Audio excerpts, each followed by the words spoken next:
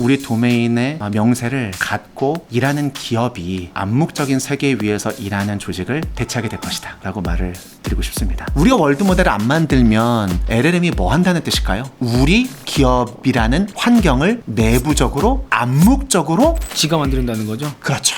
그럼 우리는 그 걔가 결정해 준 거에 따라서 거기서 행동해야 되는 거네요? 바로 그겁니다. 그러면 우리는 어떻게 행동하느냐? 자동화를 위해서 소통하기 시작해요. AI에게 칭찬받기 위해서 말하기 시작합니다. 당신이 만약에 AGI가 달성하고 인류의 마지막 인간이 되어서 마지막으로 그 AGI에게 물어볼 수 있는 질문이 있다면 그 쿼리는 무엇이 될까요? 라는 황당한 질문을 했어요. 일론 머스크가 오랜 시간 생각하면서 어떤 답변을 했는 줄 아세요?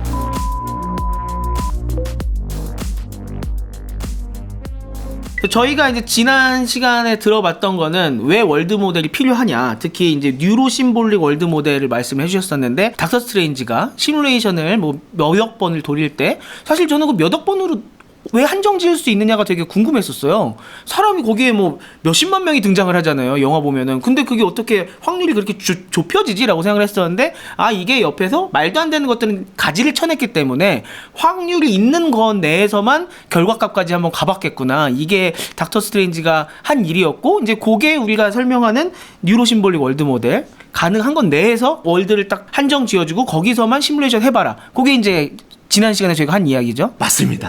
네, 사실 닥터 스트레인지가 타노스를 이길 수 있는 단 한 번의 가능성을 찾기 위해서 그 일을 한 거잖아요. 1500만 번이 넘는 시뮬레이션을 돌려본 거거든요.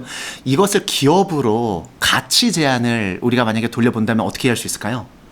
1500만 번이 넘는 실패를 학습 비용 하나 내지 않고 마음껏 실패할 수 있는 가상의 세계를 만들었다는 거예요. 이게 에이전틱 트윈을 만들었을 때 얻을 수 있는 가장 큰 밸류입니다. 근데 이제 1,500만 번도 많다고 생각하실 수 있지만, 사실 기업이 목표까지 다다른 지점에서 1,500만 번만 시뮬레이션을 돌릴 수 있다는 것도 사실 신기하기는 해요. 이거 몇억, 뭐 몇십억으로 갈 수도 있는데, 근데 그렇게 한정 지을 수 있다는 게 우리가 이제 월드 모델이 필요하고 할 수 있다라고 얘기를 한 거고, 이제 할 수 있다에 대해서 얘기를 해야 됩니다. 네. 어떻게 하면 될까? 이걸 여쭤봐야 되는데, 세계를 설계하고 싶다는 마음은 아마 1편을 보신 분들은 들었을 거고, 못 보신 분들도 그래 뭐 나는 대충 AI 아니까 하는 방법을 알려줘라고 이제 보실 수도 있어요. 그러면 월드 모델을 설계를 하려면 아까 어느 정도는 그래도 명세를 해줘야 되는 거잖아요. 맞습니다.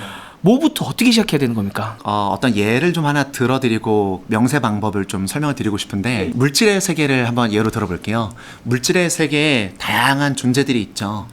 예를 들면 물이 있어요. 이산화탄소가 있어요. 물은 이제는 우리가 알고 있는 원소 기호로 H2O잖아요. 이게 결국은 우리가 말하는 그 비즈니스의 개체인 거예요. 공학적으로는 엔티티라고 불러요. 제가 정의하고 있는 엔티티는 에이전트 시대에 재정의된 엔티티예요. 즉 에이전트가 액션을 해서 움직이는 대상이기도 하면서 특정 상태에서 다음 상태로 이동하는 그 주체를 바로 우리가 엔티티라고 불러요. 그럼 어쨌든 세상에 물리 세계에 존재 중에 하나가 물이라고 했고, 그 물이 엔티티라고 한다면은 물이라는 존재는 몇 가지 상태를 갖고 있죠? 고체, 액체, 기체. 그쵸. 세 가지 상태를 갖고 있잖아요. 똑같아요. 우리가 갖고 있는 비즈니스의 이 개체는요, 여러 가지 상태를 가질 수가 있어요. 예를 들면은 사실 이 액체가 기체로도 갈 수 있고 고체로도 이동할 수 있는데, 상태가 이동하는 그 규칙이 기준이 있죠. 바로 그거예요. 그것을 전위 규칙이라고 합니다. 예를 들면은 고체에서 기체로, 기체에서 고체로 갈 수 있는 물리적인 아주 예외적인 환경이 있긴 하지만, 보통의 상황에서는 그렇게 할 수가 없죠. 액체가 기체로 갈 수 있고 액체가 고체로 갈 수 있는 것처럼, 비즈니스 안에서도 하나의 엔티티가 다양한 상태를 가질 수 있지만 상태 사이를 이동할 수 있는 전위 규칙은 정해져 있다는 거예요. 그리고 마지막으로 하나, 지역 규칙을 넘어서 모든 상태에 우리가 지켜줘야 되는 전역 규칙이 필요하다는 거예요. 예, 그것이 바로 제약이라고 하는 겁니다. 예를 들면 이런 것이 되겠죠. 1기압일 때, 0도씨 이하일 때에만 고체로 된다. 100도씨 이상일 때에만 수증기로, 기체로 바뀐다. 마찬가지겠죠. 환불을 해야 할 때에도 70만 원 이하일 때만 자동으로 해준다. 이상일 때는 인간 매니저에 의해서 진행될 수 있게끔 에스컬레이션 한다. 이런 규칙이 있을 수 있겠죠. 예, 그래서 비즈니스도 결국에는 제가 지금 말씀드린 엔티티, 개체, 상태, 스테이트, 그 다음에는 이 상태 간을 이동하는 전이, transition, 그 다음에는 마지막으로 이 상태 간을 넘어서 전역적으로 지켜야 되는 제약, 세계의 헌법이라고 불리는 constraint. 그래서 앞자를 따가지고 ESTC라고 말씀을 드립니다. ESTC의 프레임워크는 월드 제로라고 제가 부르는 월드라는 것을 구성하기 위한 최소한의 문법이에요. 실제 제가 책에서 제공하고 설명하고 있는 구체적인 그런 월드 모델 캔버스를 보시면은 11개 컴포넌트가 나오는데요. 사실 이 4가지만큼은 POC에서부터라도 반드시 필요한 3개의 명세 조건들입니다. 아, 이게 ESDC였군요. 이게 책에 네. 계속 나오는 게. 근데 이거는 원래 있는 개념이에요? 아니면은 대표님께서 제시하시는 겁니까? 하나하나를 보면 제가 만든 개념은 하나도 없어요. 소프트웨어 오랜 공학 세계 안에서 오랫동안 검증된 내용들입니다. 하지만 이것을 에이전트 시대에 맞게끔 완전히 재정의를 했고 꼭 필요한 모델들을 여기에서 E를 데려오고 여기서 S를 데려오고 하는 방식으로 ESTC라는 프레임워크를 만든 것은 제가 만든 것이죠. 그러면 지금 이 개체 상태, 전이, 제약 이 4가지를 그러면 우리가 이렇게 써놓고 우리 회사가 어떤 게 여기에 해당하는지를 적어볼 수가 있는 거예요? 맞습니다.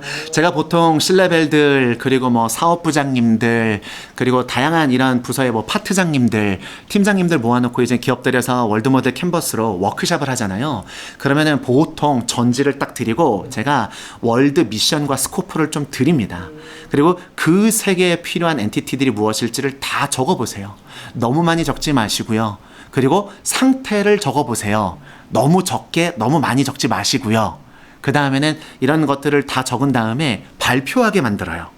네, 그러다 보면은 굉장히 쉽게 내가 암묵지 속에서 우리 부서들이 갖고 있었던 내용들 각각의 시스템들의 파편화돼서 서로 다른 이름으로 부분적으로 존재했던 이 개념들 그리고 똑같은 이 비즈니스 규칙이라도 부서마다 다르게 해석하는 그런 다양한 부분들이 발견이 되기 시작해요. 예를 들면 똑같은 사건의 종결이라고 볼 때에도 영업대표님들은 고객에게 전달한 메시지를 최종 스테이트로 보는 경우가 많아요.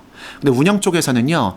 시스템에 그것이 실제로 클로징이 됐는지 그런데 실제 재무팀 같은 경우는 숫자에 반영이 됐는지에 따라서 똑같은 사건도 종결 상태에 대한 정의가 다 달라질 수밖에 없습니다. 그럼 어떻게 해요? 그러니 에이전트들도 서로 구조적이고 의미적이고 정책적인 세종의 드리프트를 일으킬 수밖에 없는 거예요. 그러니까 이 멀티 에이전트를 만들고 에이전트를 만들었는데 3개를 안 만들어 놓으면은 사건 사고가 발생할 수 있는 표면적만 넓히는 꼴이 되는 겁니다.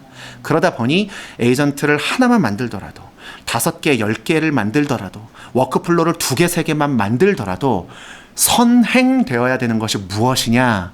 지능이 아닌 지능에 발 딛고 서서 실제 실행을 할 수 있는 그 3개의 규모와 미션이 먼저 선택돼야 된다는 거예요. 월드 미션과 월드 스코프가 만들어지지 않은 상태에서는 이런 모든 것들이 결국에는 확률에 따라서 산으로 갈 수밖에 없는 거예요. 결국 우리 세상의 해상도를 밝게 보여준다면요. 롱텀 태스크, 멀티 스텝 태스크 이런 것들이 결론적으로 뭐냐면 에이전트가 멀리 떨어져도 그냥 그때마다 토큰 까먹고 메모리에 박아놨던 거 얘가 언제 어떻게 그 규칙을 꺼냈어야 되는지를 모르다 보니까 추론하면서 결국에는 과거의 학습 데이터에 따라서 이 패턴에 따라서 그냥 상상한단 말이에요. 이 기업은 이럴 거야. 그러다 보니까 결국에는 언젠가 문제가 터지는데 문제가 터진 시점은 이 추론들이 계속 기대어 서 있는 세계가 없거나 잘못되어 있기 때문에 복리로 드러나서 나중에 터지는 거거든요. 로버트나 자율주행 자동차라면 그냥 그 즉시 사고가 나는 것이 눈에 보이니까 인간 개입이 빠른데 눈에 보이지 않는 이 엔터프라이즈 세계는 복리로 이 문제가 커집니다.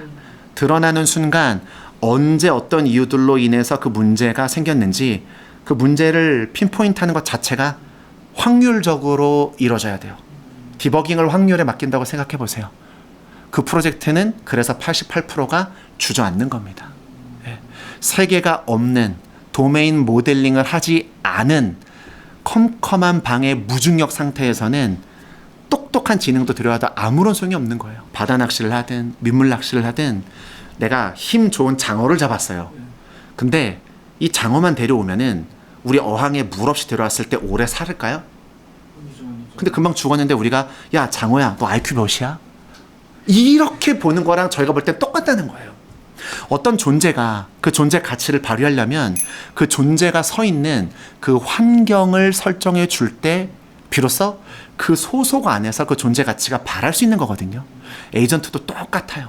에이전트를 작은 세계라도 어항의 민물이든 바닷물이든 그 물고기가 살 수 있는 환경을 그대로 가져다 오면요 팔팔하게 살아갑니다. 네.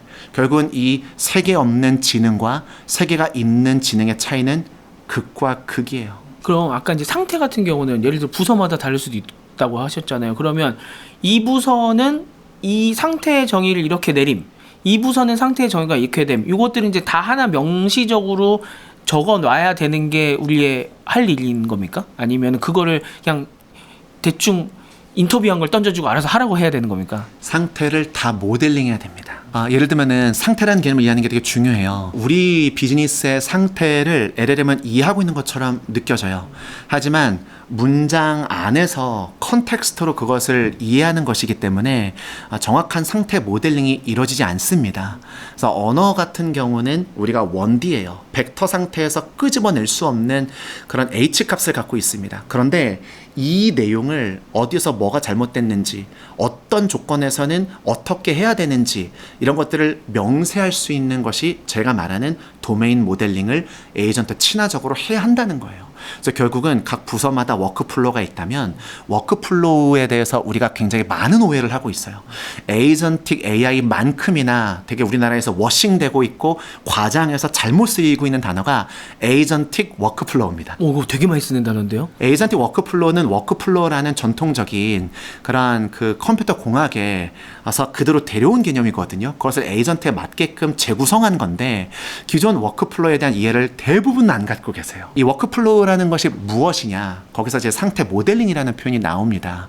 워크플로우는 보통 이제 우리나라에서 어떤 기업들이 자, 이런 에이전트 워크플로우 만들어주세요라고 하고 저희를 불러요. 그러면은 프로시저를 갖고 와요. 상태도 없고 기존에 본인들이 일하던 것을 지도 형식으로 그린 SOP예요. 그러면은 스탠다드형 되어 있는 결국 운영 절차인 거거든요. 절차와 프로세스와 워크플로우는 다 달라요. 공학적으로 정확하게 표현을 하자면은 워크플로우를 아주 정확하게 표현하자면 이런 거예요. 예를 들면은 상태 1에서 상태 2로 이동을 해야 돼요. 하나의 전이를 지금 구성한 거예요. 그러면은 이 상태에 이 엔티티가 있는 것이 맞는지를 정확하게 표현해야 돼요.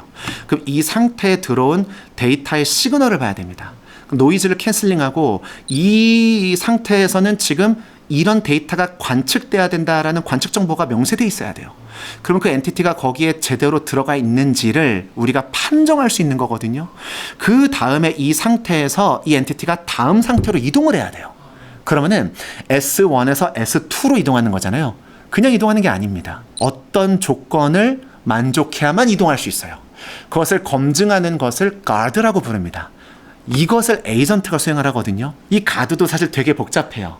간단하게 몇 가지만 보면 정책적인 가드가 있겠죠. 아니면 책임의 주체인 사람이 혹은 시스템이 해야 하는 가드들이 있겠죠.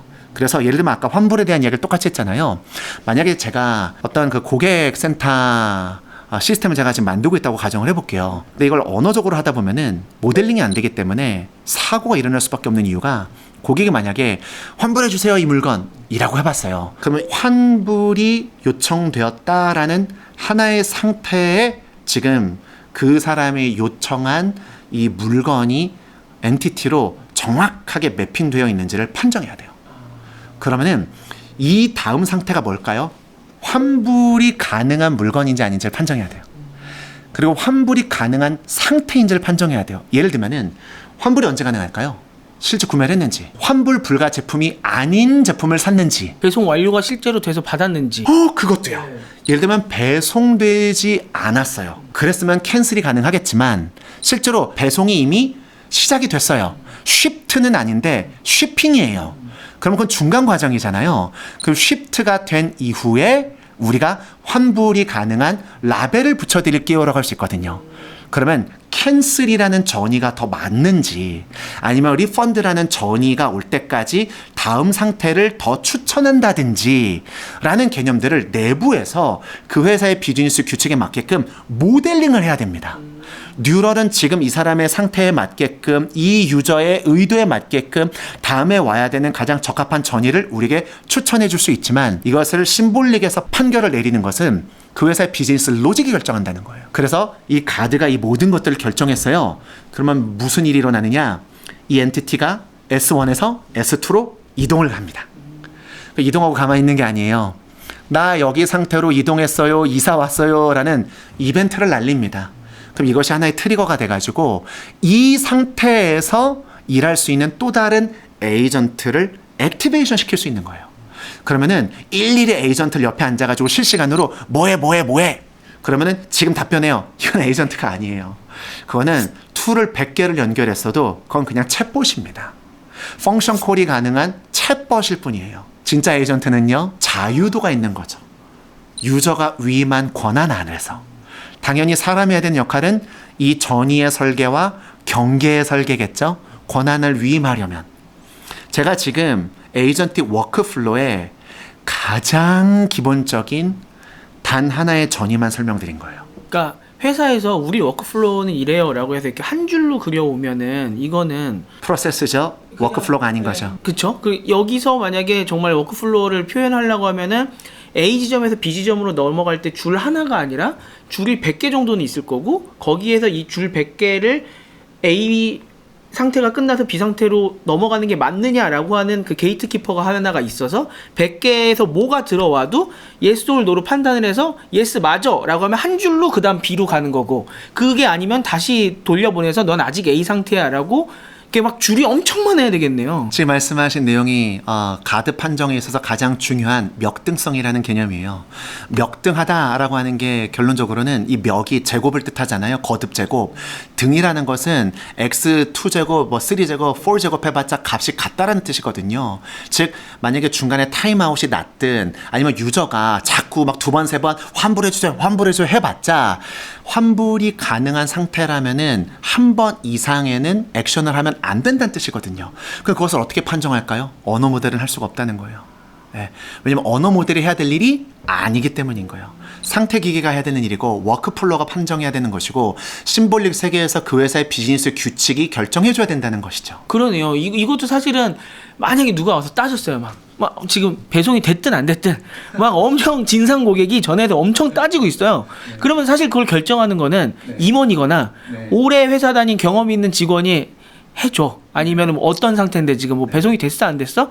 이거는 절대 안 돼. 라던가 결국 경험 있는 사람이 해주는 거고 그게 심볼릭인 거잖아요. 그 역할이군요. 맞습니다. 그래서 반환을 할 때에도 그냥 실패 로직을 갖고 리트라이를 할 수 있는 것인지 아니면 다음 상태에 대한 메시징을 고객 친화적으로 던져줄 수 있는 것인지에 따라 달라지겠죠.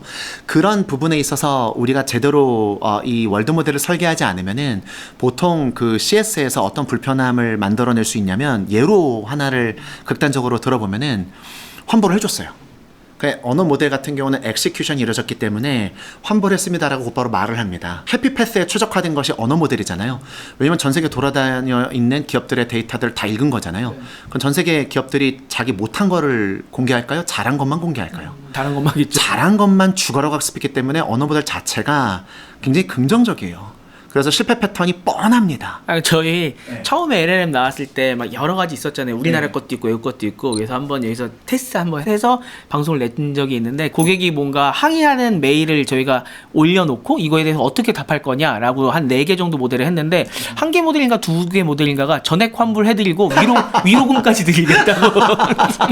그것이 이제는 해피 패스라고 부르는 거죠.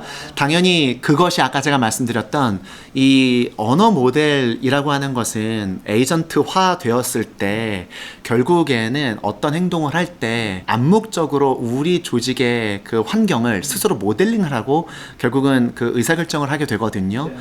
그런데 우리가 만들어낸 명시적인 이 환경이 없기 때문에 그렇게 하는 것인데 그것이 우리 조직의 이익을 끝까지 대변하지 못하는 꼴이 되기 때문에 우리가 직접 도메인 모델링을 하는 이러한 오너십을 우리가 갖는 것이 우리가 이 환경 인공지능 레벨에서 이 주권을 지키는 일이라고 말씀을 드리고 싶어요.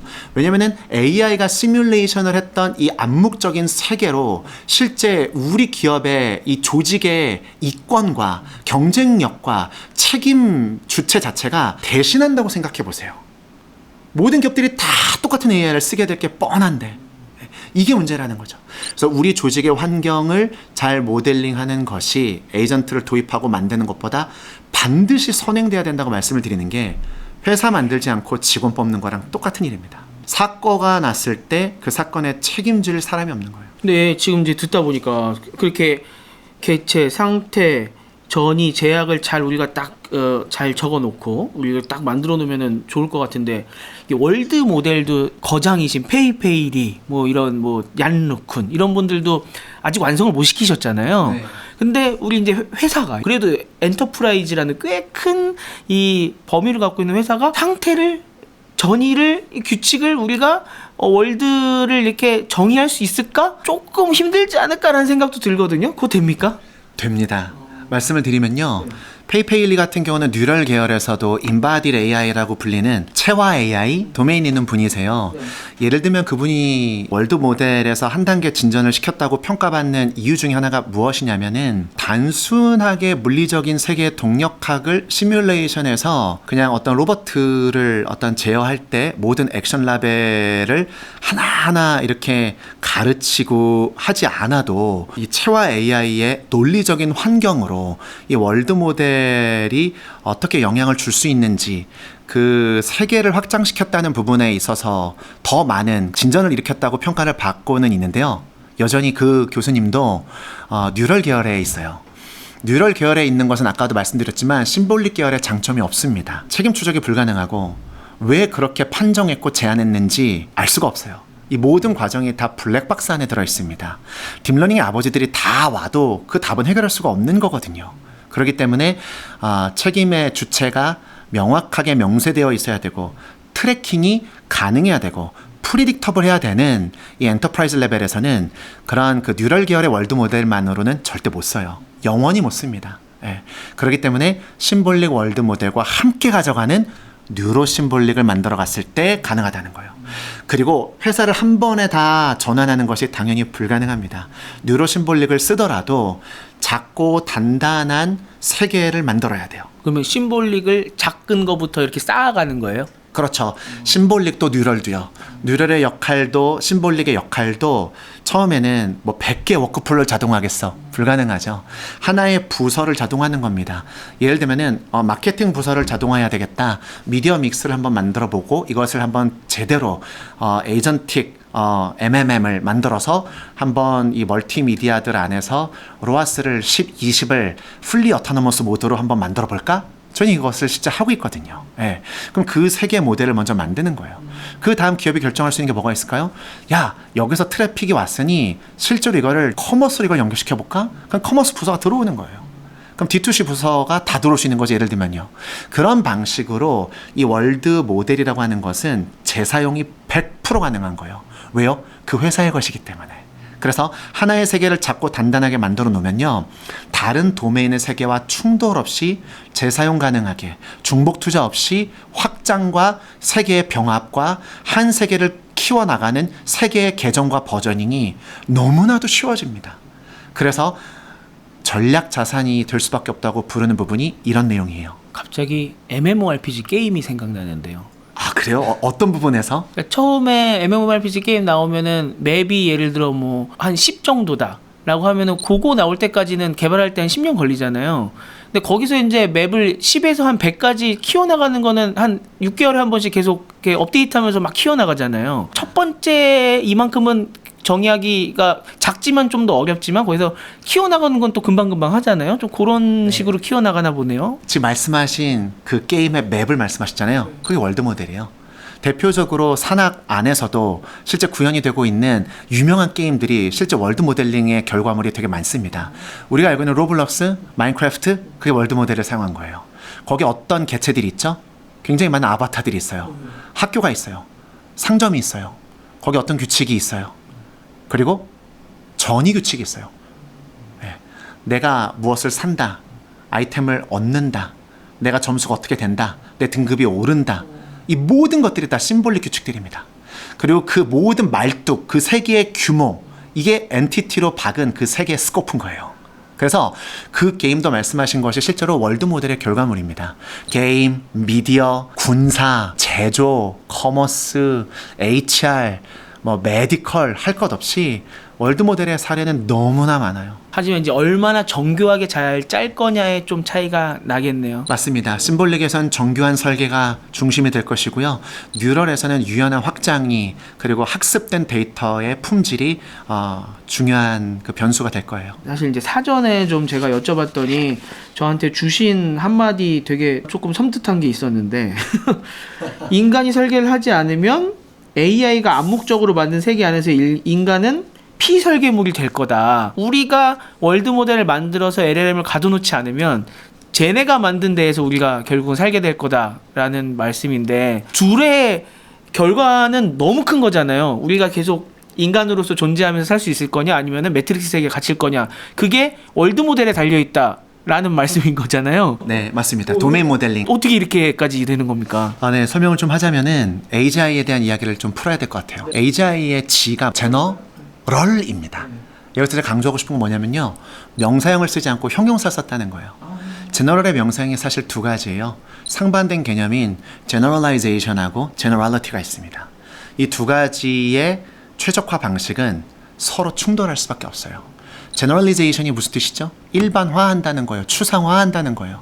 모델을 만드는 회사는 한 개 기업에만 팔아야 될까요? 자기 모델을 모든 기업이 쓰면 좋을까요? 후자죠. 그래서 추상화로 갈 수밖에 없어요. 그런데 우리 조직의 이익은요, 도메인의 그 독특성은요, 우리 조직의 경쟁력은요, 그거는 일반성입니다. 그거는 명확한 우리 조직의 해상도를 LLM과 에이전트에게 보여주는 설계의 영역과 깊은 관련이 있어요. 그렇기 때문에 우리가 공급자 중심이 아니라 회사의 조직원으로서 우리가 스스로 AX에서 신경 써야 되는 첫 번째 일이 뭐냐? 해상도를 높이는 일이지 추상화를 설계하는 일이 아니에요. 추상화로 만들어진 모델의 결과물은 우리가 제어할 수조차 없습니다. 제가 왜 이야기를 하느냐? ICML에서도 되게 중요한 논문들이 아주 많이 나왔기 때문에 특정 논문을 제가 말할 필요도 없는데요. 에이전트가 일반성을 갖춘다면 월드 모델을 보유하고 있지 않을 수가 없다라는 것이 이미 학술적으로는 증명이 끝났어요. 우리가 월드 모델을 안 만들면 LLM이 뭐 한다는 뜻일까요? 우리 기업이라는 환경을 내부적으로 암묵적으로 지가 만든다는 거죠? 그렇죠. 설계를 통해 만들어야 되는 상태 공간에서 우리의 세계를 만드는 게 아니라 이걸 인간이 하지 않았기 때문에 확률 공간에서 암묵적인 세상을 만들고 추론한다는 거예요. 그럼 우리는 그 걔가 결정해 준 거에 따라서 거기서 행동해야 되는 거네요? 바로 그겁니다. 그러면 우리는 어떻게 행동하느냐? 자동화를 위해서 소통하기 시작해요. AI에게 칭찬받기 위해서 말하기 시작합니다. AI가 잘 워킹할 수 있는 구조로 문서를 새로 만들기 시작해요. 주객이 전도되는 거죠. 우리가 세상을 설계하지 않으면 우리는 AI가 암묵적으로 만든 세상에 끌려다니는 존재가 될 수밖에 없다는 거예요. 여기서 제가 왜 피설계물이 될 것이냐, 주도하는 세계 설계자나 디자이너가 될 것이냐 라고 제가 말했던 이유는요, 혹시 일론 머스크의 그 영상 보셨는지 모르겠어요. 어떤 기자님께서 당신이 만약에 AGI가 달성하고 인류의 마지막 인간이 되어서 마지막으로 그 AGI에게 물어볼 수 있는 질문이 있다면 그 쿼리는 무엇이 될까요? 라는 황당한 질문을 했어요. So when maybe you or somebody else creates an AGI system and you get to ask her one question, what would that question be? 일론 머스크가 오랜 시간 생각하면서 어떤 답변을 했는 줄 아세요? What's outside the simulation? 이게 무슨 말일까요? 암묵적 세계 속 안에서 만들었던 너의 지시대로 따라간 우리들이 결국은 시뮬레이션이 아닐까? 바로 이 질문을 우리가 지금 조직들은 해야 된다는 거예요. 리더들이 물어야 되는 질문은 뭘까요? 어떤 지능 도입할래가 아니라는 거예요. 어떤 지능을 도입하든 상관없이 우리의 조직이 그 지능을 도입할 준비가 되었느냐예요. 우리 조직의 이익과 우리 조직의 도메인을 모델링할 수 있는 도메인 오너들은 우리 조직만 할지 누구도 대체할 수 없어요. AI가 대신할 수 있는 게 아니에요. 우리는 제너럴리제이션을 위해서 최적화되는 것이 아니라 제너럴리티를 확보해야 되는 사람들인 거예요. 그리고 전 이것이 조직을 넘어서 사람이 마지막으로 할 수 있는 AI가 절대 할 수 없는 가장 마지막 일이 되지 않을까라고 생각을 합니다. 그렇게 되면 각 기업들도 다 비슷해지겠네요. AI가 규정 지어준 그 안에서 행동하게 되면. 그래서 월드 모델이 조직 레벨에서 만들어지지 않으면 결국에는 지능은 두 가지 종류의 타입이 있잖아요. 과거의 데이터를 가지고 싹 다 집어넣어서 사전학습이 되는 LLM과 같은 지능이 있고, 근데 그 지능은 인간의 학습하는 지능과는 완전하게 다르다라고 사실 리치 서튼과 같은 그런 강화학습의 아버지도 이미 말을 했고, 굉장히 많은 딥러닝의 아버지들도 동일한 이야기를 하고 있는 중이에요. 심지어 LLM 지능의 1등을 달렸던 오픈 AI의 최고 과학자였던 그 일리아 서츠케버 저조차도 스케일링으로 해결할 수 있는 거는 이미 임계점을 지났다. 우리는 새로운 방법을 찾아야 하는 연구의 시대로 진입하고 있고, 그 방법이 무엇인지 나는 모르겠다 라고 겸손히 이야기하고 있습니다. 근데 모델을 파는 회사들만 확신이 있어요. 그 모델을 만들고 AI를 만드는 사람은 확신이 없는데. 그래서 우리는 솔직해져야 돼요. 우리가 아주 솔직하게 조직이, 인간이 끝까지 책임져야 되는 것이 무엇이고 AI에 의해서 대체될 수 없는 것이 무엇인지를 묻는 걸 넘어서 대체되어서는 안 되는 것이 무엇인지를 묻는 그런 시기가 되어야 한다고 저는 봅니다. 오늘 뭔가 굉장히 많이 배워가는 느낌인데, 예전에 이제 AI 에이전트 생태계 쓰셨을 때만 해도 AI 에이전트, 에이전틱 AI 뭐가 다르죠? 이제 이런 질문을 많이 던졌던 것 같은데, 이제는 정확히 얘기는 못해도 느낌은 대충 오잖아요. 에이전트는 뭐 역할은 뭐고, 에이전틱 AI는 좀 그거과는 느낌이 다르다, 이제 느낌은 받은 것 같아요. 그러면 지금 이번에 쓰신 AI 에이전트 실행 세계의 원리와 설계를 이해할 때쯤 되면 또 뭔가를 하실 것 같은데 새로운 걸 알려주시거나 뭘 쓰시거나 하실 것 같은데, 지금 저번 책 쓰시고 지금까지 한 1년이 채 안 됐단 말이에요. 그러면은 다음 책도 뭐 다음 개념도 대충 벌써 구상이 세워지셨어야 쓰기 시작하지 않겠습니까? 요 다음은 뭡니까? 어디 가서 말한 적이 아무에게도 없는데요. 사실은 작년부터 개 시리즈 3권을 쓰려고 계획을 했었어요. 저희가 이 개 시리즈 3권을 만들기로 했는데, 첫 번째는 AI 에이전트 생태계. 네, 그다음 두 번째는 실행 세계를 통해서 멀티 에이전트들이 함께 발을 딛고 협업할 수 있는 공통의 세계를 만들자. 학계에선 이것을 shared world라고 부릅니다. 네, 그리고 마지막으로는 뭐냐면요, 운영 기계입니다. 운영 기계요? 네, 실제 우리가 많은 사람들이 AI 에이전트를 액션의 주체라고 생각하는 경우가 많아요. 그거는 단일 에이전트에 국한된 이야기예요. 저희가 LLM이 상태를 갖고 있지 않기 때문에 에이전트를 만드는 프레임워크들의 그런 도구들 중에 상태를 갖고 있는 스테이트풀한 그런 에이전트를 만들 수 있는 랑그래프 같은 것들이 굉장히 유행이 되고 있었잖아요. 사실은 에이전트가 상태를 갖고 있어봤자 할 수 있는 역할이 너무 작다 보니까 결국에는 워크플로우 자체에서 상태를 갖고 있어야 된다라고 해서 과거에 오래전부터 만들어진, 그리고 스윗이 갖고 있는 FSM, 유한 상태 기계, 즉 워크플로우 자체에서 상태를 갖자, 세계 레벨에서 상태를 보유하자로 모든 개념들이 수년 전부터 바뀌고 있어요. 논문을 보면요. 그래서 저희도 앞으로는 이 운영하는 것이, 에이전트가 액션을 하는 것이 아니라 에이전트는 제안을 하고 그 제안된 것을 세계가 판정을 한다면 실제로 이것을 실행에 옮기는 기계는 무엇이냐. 언어도 사실은 머신러닝에서 온, 딥러닝에서 온 기계죠. 그리고 에이전트도 결국은 머신이고요. 그런데 놀랍게도 이것을 운영하는 것도 결국은 기계입니다. 그래서 그 세 번째 머신에 대해서는 아마도 세 번째 책이 나올 것 같은데요. 일단 지금은 실행 세계에 올인하고 있는 중입니다. 이게 에이전트 생태계 막 내셨을 때, 인터뷰할 때도 그 다음 얘기 하셨을 때 뭔지 하나도 못 알아들었거든요. 근데 이번에 이제 얘기하면서 실행 세계가 뭔지 그래도 대충 좀 감이 오는데, 다음 거를 지금 얘기해 주셨지만 저는 뭔 얘기인지 하나도 모르겠습니다. 네, 정말 에이전틱 워크플로우를 만들고, 그리고 도메인 모델링을 만들고, 에이전트를 만들 때 현업에 계신 도메인 오너분들께 드리고 싶은 말씀이 있어요. 월드모델 몰라도 돼요. 에이전트 몰라도 돼요. LLM에 대해서 깊이 있게 몰라도 돼요. 여러분들만 만들 수 있는 도메인의 전문가라는 사실을 기억하시면 됩니다. 그 도메인을 명시적으로 설계하고 에이전트 친화적으로 만드는 그런 역할에 따라서 앞으로의 조직이 세계 중심 조직으로 변하게 될 가능성이 높아요. 과거에는 AI를 잘 쓰는 사람과 조직에 의해서 AI를 잘 모르고 안 쓰는 사람과 조직이 대체될 거다라는 이야기를 많이 했잖아요. 근데 이젠 모두가 AI를 다 어느 정도는 알고 누구나 쓰고 있단 말이죠. 저는 그 말을 조금 요즘 버전으로 바꾸고 싶어요. 우리 도메인의 명세를 갖고 일하는 기업이 암묵적인 세계 위에서 일하는 조직을 대체하게 될 것이다 라고 말을 드리고 싶습니다.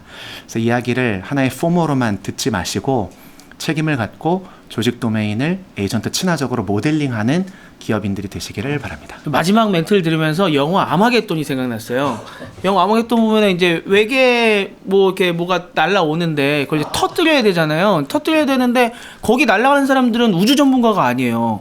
굴착을 하는 사람, 뭐 다이너마이트를 뭐 터뜨리는 사람, 자기는 전문가인지 모르고 그냥 늘 일을 해왔었는데 엄청 훨씬 더 하이 레벨의 일을 수행하는 데 있어서 그 사람들이 그 더 위에 일을 할 수 있게 되는 건 자기가 그쪽 전문가였다는 걸 깨달으면서부터잖아요. 맞습니다. 나는 여기 전문가였어. 몸을 바치지 않습니까? 세계를 구하고 그렇게 되지 않을까.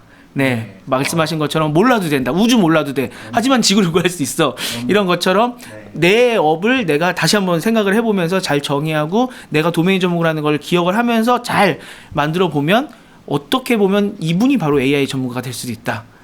전 그렇게 확신합니다. 오늘도 너무 신나는 얘기 해주셔서 감사드리고요.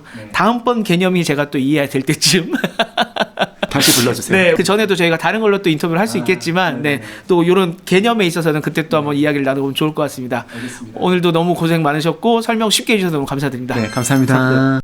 미래를 먼저 보다 티타임즈.